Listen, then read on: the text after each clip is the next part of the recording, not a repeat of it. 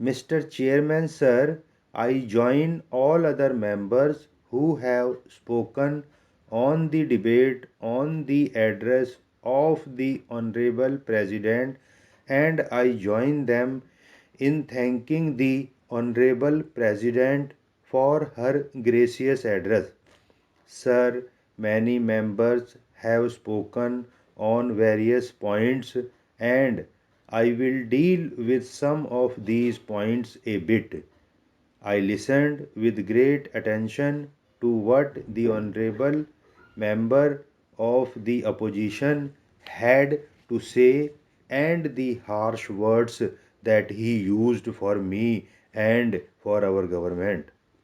I thank him for that.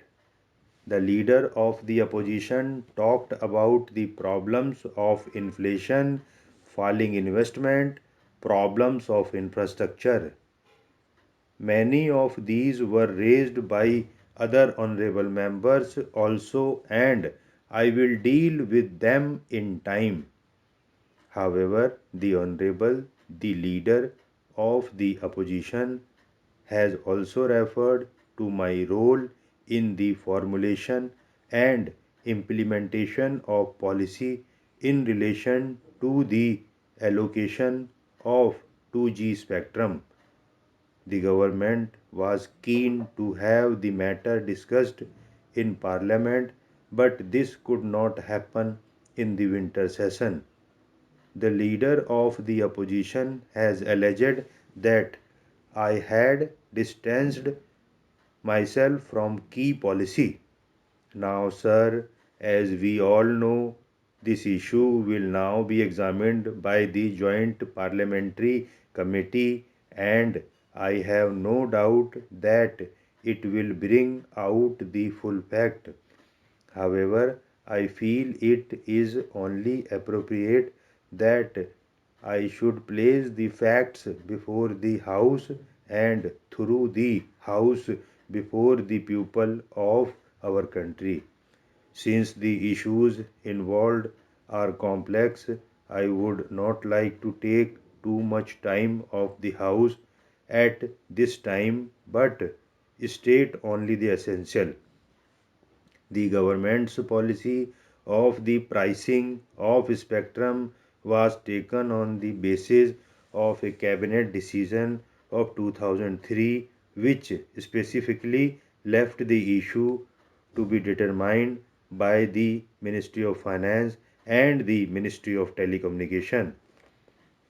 Contrary to the allegation of the leader of the opposition, the record clearly shows that the then minister subsequently consulted the Minister Telecommunication, and the two ministers worked and agreed formula on spectrum charges, which was reported to me in a meeting on July 4, 2008. Furthermore, this decision that was put to me by the two ministers was in line with the recommendation which the Telecom Regulatory Authority of India made in its report of 2007. This recommendation of telecommunication was based on the need to ensure a level playing field between the new entrants and the incumbents. The two ministers had agreed on this because of legacy consideration, and I accepted their recommendation. But when various reports appeared in the media about some scams in this, the matter was taken up for investigation by the CBI in 2009.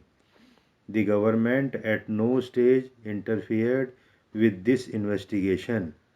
I am sure honorable members will recognize that government must also act with due process of law. I can assure the House that we are making every effort in this regard.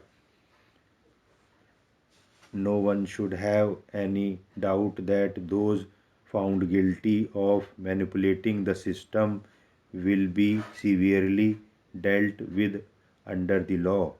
Sir, the Honorable Leader of the Opposition also talked about lack of decision-making capacity in our government, that infrastructural sectors were going to docks, which is not at all a fact if you see the record of the government's performance in this sector over the last few years.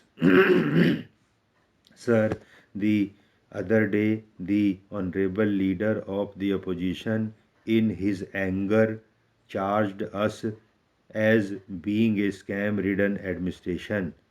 He brought up the issue of Commonwealth Games.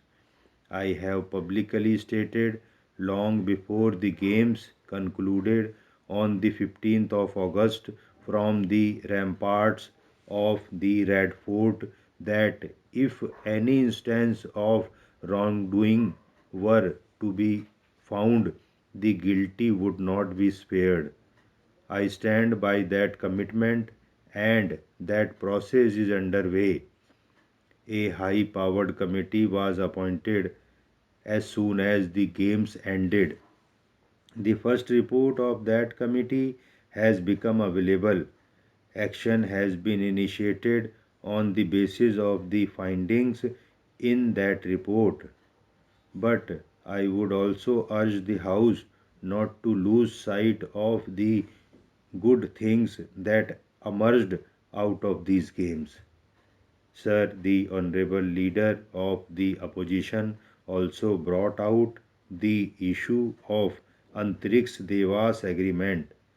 All this happened when the party to which the Honorable Leader of the Opposition belonged to was in power and led the NDA government, and the then Prime Minister was also Minister in charge of the Department of Space, as I am.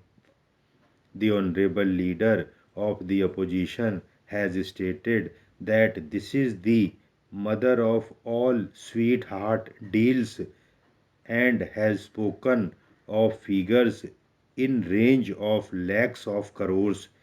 These are confounding techniques of which my honorable friend is a great master. He has asked who determines these price and how. Through you, sir, I would like to inform this august House that the decision to open satellite services to non-government parties, including Indian and foreign private parties, was taken and approved by the then Government of India in 1997. Thereafter, the norms, the guidelines, and procedure to operationalize this policy were approved in the year 2000 by the cabinet, of which the honorable leader of the opposition was himself a distinguished member.